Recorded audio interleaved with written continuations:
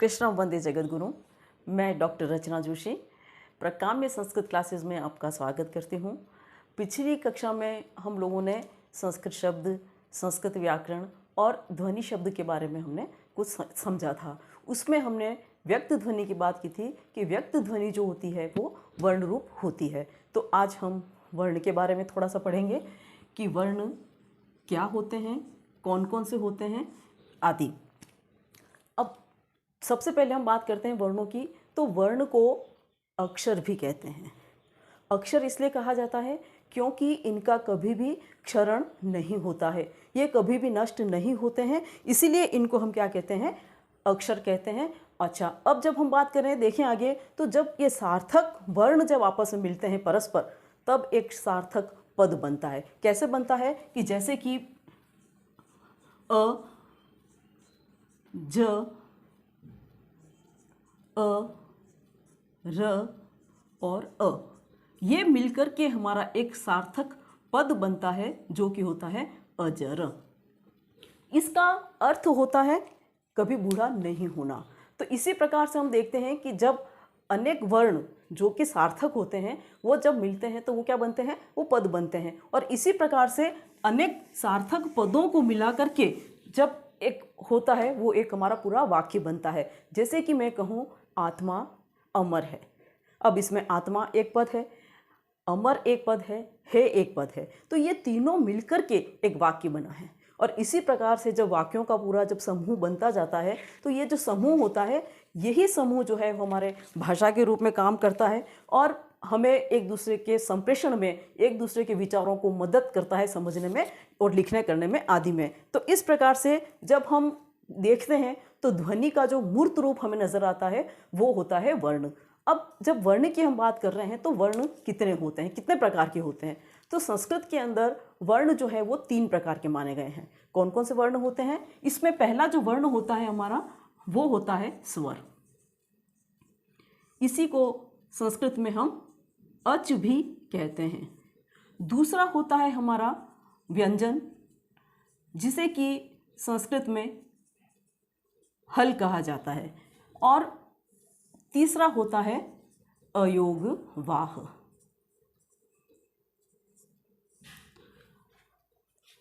ये जो वर्ण के जो ये 3 प्रकार जो हम देख रहे हैं, इसमें आज हम चर्चा करेंगे केवल स्वरों के बारे में कि स्वर क्या होते हैं और कितने प्रकार के स्वरों को हम इसके अंदर सम्मिलित करते हैं। तो जब हम स्वरों की बात करते हैं तो संस्कृत में जैसा कि मैंने आपको बताया है कि स्वर जो होते हैं उनको अच भी कहा जाता है। और स्वर इसलिए कहते हैं इनको क्योंकि इनका उच्चारण जो होता है वो बिल्कुल स्वतंत्र रूप से होता है। इसका उच्चारण करते समय में हमें किसी भी अन्य वर्ण का सहारा हमें नहीं लेना होता है, ये अपने आप सहज स्वाभाविक रूप से उच्चारित होते हैं, इसीलिए इनको स्वर कहा जाता है। और संस्कृत में इसके लिए जो कहा गया है वो कहते हैं स्वयं राजन्ते इति स्वराः। अर्थात जो स्वयं सुशोभित होते हैं, जो स्वयं उच्चारित होते हैं, वे ही जो है वो स्वर कहलाते हैं। और इन स्वरों के लिए ऋक् प्रातिशाख्य में जो है वो कहा गया है कि ऋक् प्रातिशाख्य में कहते हैं ये स्वरो अक्षरम। स्वरो अक्षरम से अभिप्राय है कि स्वर जो होते हैं वही अक्षर होते हैं, यानी कि स्वरों का कभी नाश नहीं होता है। अक्षर यानी कि कभी उनका क्षरण नहीं होता है, वो किसी प्रकार से भी नष्ट नहीं होते हैं, इसीलिए इनको जो है वो स्वर जो है वो कहा जाता है। अब ये स्वर जो है संस्कृत में वो टोटल जो है स्वर, कुल जो स्वर हैं वो 13 स्वर माने गए हैं। संस्कृत में हम 13 स्वर मानते हैं। इन स्वरों में आता है अ, आ, ई, उ, री,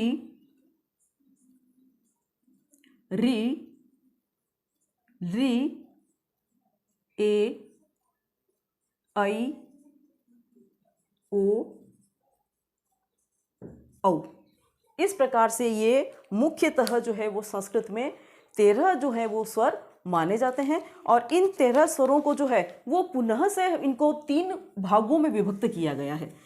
इन 3 भागों को जब हम देखें कि स्वर के 3 विभाजन कौन कौन से हैं या 3 भाग कौन कौन से हैं जो कि उच्चारण काल की दृष्टि से माने जाते हैं, यानी कि उच्चारण करते समय में इसको कितना समय लगता है उसके आधार पर जब हम इसके भेद करते हैं तो पहला भेद होता है हमारा ह्रस्व स्वर, इसको हम ह्रस्व कहेंगे। दूसरा होता है दीर्घ स्वर और तीसरा इसका भेद होता है वो कहलाता है हमारा प्लुत स्वर। अब जब हम ह्रस्व की बात करें कि ह्रस्व स्वर क्या होते हैं, तो ह्रस्व स्वर वो होते हैं कि जिनका उच्चारण करने में एक चुटकी जितना समय लगता है, इसको हम एक मात्रिक स्वर भी कहते हैं। कि जैसे कि हम बोलते हैं अ। अब जब हम अ का उच्चारण कर रहे हैं तो अ का उच्चारण करते समय में, चाहे आप खुद भी इसको प्रैक्टिकल करके देख सकते हैं कि एक चुटकी बजे की इतना समय लगता है अ, है ना। तो ये जो होता है ये होता है ह्रस्व स्वर कहलाता है। तो संस्कृत में जो 13 स्वर माने गए हैं उनमें से 5 जो होते हैं वो ह्रस्व स्वर होते हैं। वो 5 स्वर होते हैं अ, ई, उ, री और ली। ये जो 5 जो स्वर हैं ये ह्रस्व स्वर कहलाते हैं। अब हम दीर्घ स्वर की बात करें तो दीर्घ स्वर जो होते हैं वो द्विमात्रिक होते हैं। 2 मात्राओं तक, 2 काल तक या 2 चुटकी बजाने तक का जब समय जाता है तो उसे हम दीर्घ स्वर कहते हैं। जैसे कि हम उच्चारण करते हैं आ। अब जब हम आ का उच्चारण कर रहे हैं तो यहाँ पर 2 चुटकी बजने तक का समय लगेगा, जैसे कि आ। तो ये जो है द्विमात्रिक स्वर कहलाते हैं। ये द्विमात्रिक जो स्वर हैं ये टोटल 8 स्वर होते हैं। ये स्वर होते हैं हमारे आ, ई, उ, री, ए, ऐ, ओ और औ। ये जो है वो हमारे 8 स्वर दीर्घ स्वर कहलाते हैं संस्कृत में। इसके बाद में जब हम बात करते हैं प्लुत स्वरों की कि प्लुत स्वर क्या होते हैं, तो प्लुत स्वर वो होते हैं कि जो त्रिमात्रिक कहलाते हैं। 3 मात्राओं तक इनकी गणना की जाती है, यानी कि इनको थोड़ा सा लंबा खींचा जाता है। जब हम जैसे किसी को आवाज़ लगाते हैं तो हम पर्टिकुलर किसी एक स्वर विशेष के ऊपर हम क्या करते हैं, थोड़ा सा लंबा जोर देते हैं उसको बुलाने के लिए। तो वो 3 मात्राओं तक का समय जाता है तो हम उसको कहते हैं प्लुत स्वर। और ये जो प्लुत जो होता है वो संस्कृत के अंदर हम 3 के रूप में इसको दिखाते हैं। हिंदी के अंदर जिस प्रकार से ये 3 लिखे जाते हैं तो उसी को हम यहाँ पे दिखाते हैं, जो कि इंग्लिश में हम इसको 3 लिखते हैं। तो ये हर स्वर के आगे ये 3 का चिन्ह लिखा हुआ अगर है तो वो प्लुत स्वर की गणना के अंदर आता है और सारे ही जो स्वर होते हैं वो प्लुत स्वर के अंदर आते हैं। तो जैसे कि हम लिखते हैं अ, आ, ई, इस प्रकार से सभी जो स्वर होते हैं वो सभी स्वर कौन से स्वर में आ जाते हैं, हमारे प्लुत स्वर के अंतर्गत ये सब स्वर आते हैं। तो इसके बाद अगर हम बात करते हैं वैदिक संस्कृत की, कि वैदिक संस्कृत में जो स्वर हैं इनका किस प्रकार से विभाजन किया गया मिलता है हमें। तो विभाजन के रूप में जब हम देखते हैं तो वैदिक संस्कृत के अंतर्गत भी हमें जो है वो 3 प्रकार का विभाजन मिलता है, जिसमें कि जो स्वर होते हैं वैदिक संस्कृत के अंदर, वैदिक संस्कृत में जो स्वर का विभाजन है उसके अंदर जब हम देखते हैं तो हमें एक तो मिलता है उदात्त स्वर, एक होता है अनुदात्त स्वर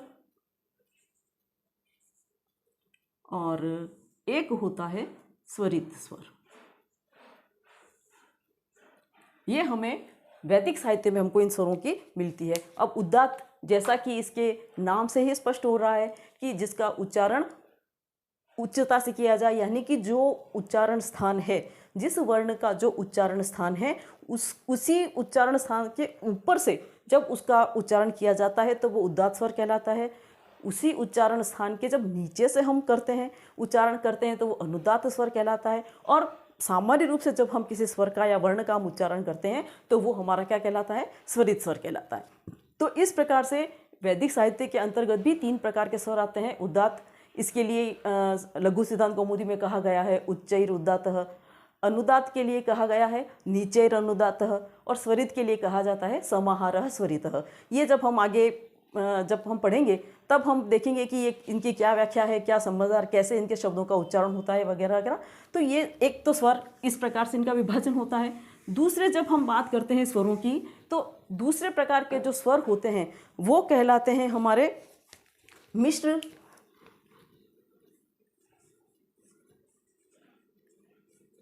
अथवा संयुक्त अथवा संधि स्वर।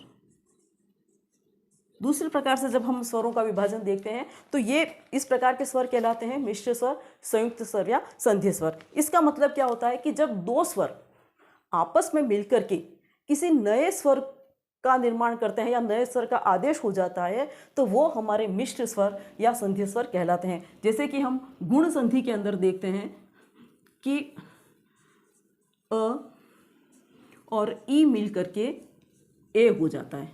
जैसे कि हम देखते हैं कि सुर प्लस ईश। जब हम ये बात करते हैं तो र के अंदर जो अ है वो अ और ये ई, इन दोनों के स्थान पर ए आदेश होकर के हमारा शब्द बनता है सुरेशः। ये जब शब्द बनता है तो इसका क्या मतलब हुआ कि अ और ई के स्थान पर जो ए है, ये जो स्वर है ये कौन सा स्वर कहलाएगा, हमारा मिश्र स्वर कहलाएगा या संयुक्त स्वर कहलाएगा या संधि स्वर कहलाएगा। इसी प्रकार से वृद्धि संधि के अंदर भी जो क्या होता है कि दो जब स्वर आपस में मिलते हैं तो उन स्वरों के स्थान पर पे वृद्धि हो जाती है, यानी कि जहाँ ह्रस्व स्वर होता है वहाँ पर वृद्धि हो जाती है, वृद्धि आदेश हो जाता है, तो वो भी क्या कहलाता है, मिश्र स्वर या संयुक्त स्वर कहलाता है। इसके बाद में जब हम अगले स्वर के विभाजन की बात करते हैं, प्रकार की बात करते हैं, तो एक होते हैं अर्ध स्वर। अब अर्ध स्वर से अभिप्राय क्या है? अर्ध स्वर वो होते हैं कि जहाँ पर दो स्वर आपस में मिलते हैं और उससे किसी नए वर्ण का आदेश हो जाता है वहाँ पर, और तो उस वर्ण को हम क्या करते हैं, अर्ध स्वर के अंतर्गत गिनते हैं। और ये जो अर्ध स्वर के उदाहरण हमें मिलते हैं ये हमें यण संधि में देखने को मिलते हैं। यण संधि में क्या होता है कि इक के स्थान पर यण आदेश होता है,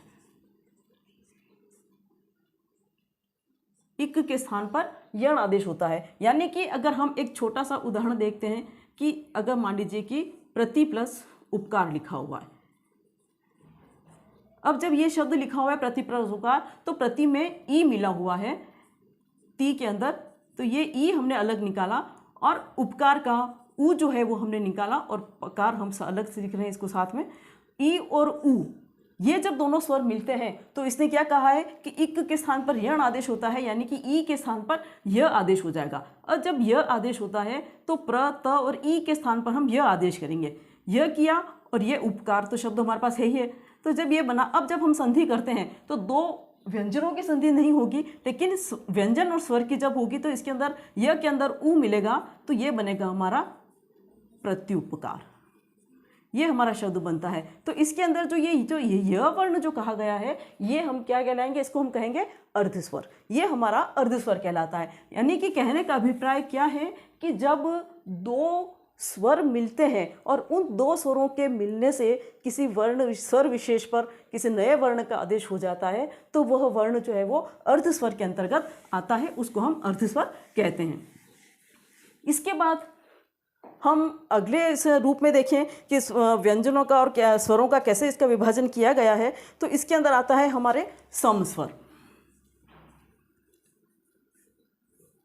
सम स्वर कहेंगे या हम इसे सवर्ण भी कह सकते हैं।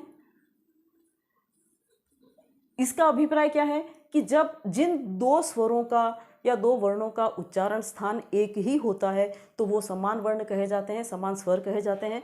जैसे कि हम अ और आ का उच्चारण करते हैं, ये दोनों एक ही स्थान से निकलते हैं, तो ये क्या कहलाते हैं, सम स्वर कहलाते हैं। ई और ई का उच्चारण एक ही स्थान से हो रहा है तो ये क्या कहलाएंगे, ये सम स्वर कहलाएंगे। लेकिन जब किसी व्यंजन वर्ण का और किसी स्वर का एक ही स्थान से अगर उच्चारण हो रहा है तो वो जो होते हैं वो हमारे क्या कहलाते हैं, सवर्ण कहलाते हैं।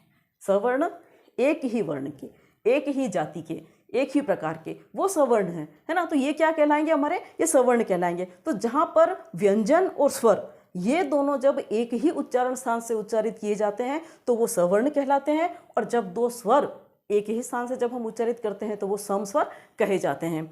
इसके बाद में हम बात करते हैं कि प्रयत्नों के आधार पर, क्योंकि संस्कृत के अंदर जब हम भाषा का प्रयोग करते हैं तो भाषा को बोलने के लिए हमें कुछ प्रयास करना होता है, कुछ प्रयत्न करना होता है, और जो प्रयत्न होते हैं बोलने के लिए जब हम अंदर से जो प्रयास करते हैं वो प्रयत्न कहलाता है। तो संस्कृत के अंदर भैया भाषा विज्ञान के अंदर हम कहें कि प्रयत्न जो है वो दो प्रकार के माने जाते हैं, आभ्यंतर प्रयत्न और बाह्य प्रयत्न। तो अब आभ्यंतर प्रयत्न के अंदर कुछ प्रयत्न ऐसे होते हैं कि जिसके आधार पर भी हम स्वरों का उच्चारण करते हैं। उसके अंदर पहला जो स्वर आता है वो आते हैं हमारे संवृत स्वर।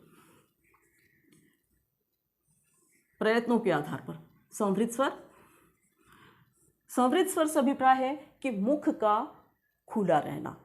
जब हम किसी स्वर का उच्चारण करते हैं तो हमारा मुख जो है वो खुला रहता है, तो उसको हम क्या कहते हैं, मुख द्वार का जब खुलना होता है तो उसको हम कहते हैं संवृत स्वर। इस संवृत स्वर के अंतर्गत आते हैं ई, उ और उ। ये चार वर्ण जो होते हैं वो संवृत स्वर कहलाते हैं, यानी कि जब हम इनका उच्चारण करते हैं तो हमारा मुख जो होता है वो खुला रहता है। दूसरा आता है अर्ध संवृत स्वर। अर्ध संवृत स्वर, इसके अंदर यानी इस प्रयत्न के अंतर्गत जब हम किसी स्वर का उच्चारण करते हैं तो हमारा मुख द्वार जो होता है वो कम खुलता है, सकरा कम होता है ना। इसमें क्या होता है कि मुंह एकदम से पूरी तरह से खुलता है, लेकिन इसमें थोड़ा कम सकरा हो जाता है, कम खुलता है, आधा खुलता है। इसके अंदर जैसे हम उच्चारण करते हैं तो ऐ और ओ का जब हम उच्चारण करते हैं तो ये हमारा क्या कहलाता है, अर्ध स्वर कहलाते हैं। हमारा मुख इसमें कम खुलता है, ऐ ओ, है ना। इसी तरह संवृत स्वर में ई उ मुंह पूरा खुल रहा है, मुख द्वार हमारा पूरा खुल रहा है। इसके अंदर मुख द्वार जो है हमारा आधा खुलता है। तो संवृत स्वर में मुख द्वार पूरा खुलता है, अर्ध संवृत स्वर में हमारा मुख द्वार जो होता है वो कैसा खुलता है, कम खुलता है, आधार कम होता है इसका। इसी प्रकार से एक स्वर आता है हमारा विवृत। विवृत स्वर आते हैं, उसके अंदर विवृत का अर्थ होता है मुख का पूरा खुलना, है ना। अब जब मुख का पूरा खुलना होता है, ये जब हम कहते हैं तो विवृत स्वर के अंतर्गत कौन कौन से स्वर आते हैं, तो ये स्वर जो आते हैं वो होता है आ और आ। ये आ जो है ये अनुनासिक वर्ण कहलाता है,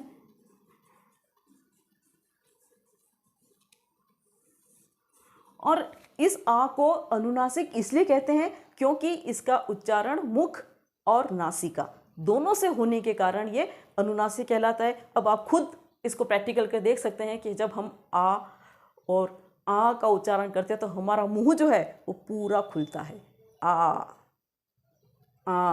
है ना। तो ये पूरा मुंह खुल रहा है। इसी प्रकार से एक इसी का दूसरा जो आता है हमारा उच्चारण स्थान का, वो आता है अर्ध विवृत। ये हमारे प्रयत्न हैं, अर्ध विवृत। इसके अंदर मुख जो है इन स्वरों का उच्चारण करते समय में या वर्णों का उच्चारण करते समय में हमारा मुख जो होता है वो कम खुलता है अपेक्षाकृत इसके, है ना। तो इसको हम क्या कहते हैं, अर्ध विवृत कहते हैं। इसके अंदर हमारे वर्ण आते हैं अ, ठीक है। एक आता है ऐ, एक आता है औ और एक आता है औ।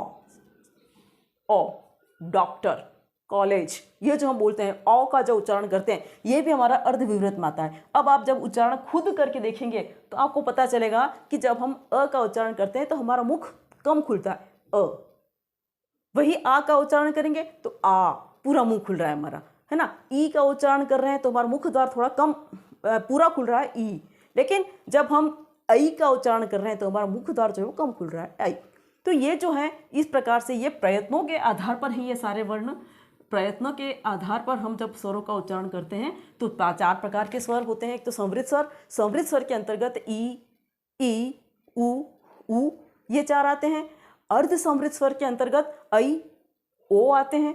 विवृत स्वर के अंतर्गत आ आता है, और अर्ध विवृत स्वर के अंतर्गत अ ऐ औ, औ, ये जो हैं वो 4 स्वर आते हैं। तो आज हमने स्वर के ऊपर चर्चा की है। अगले वीडियो में हम व्यंजन और अयोग वहा को देखेंगे।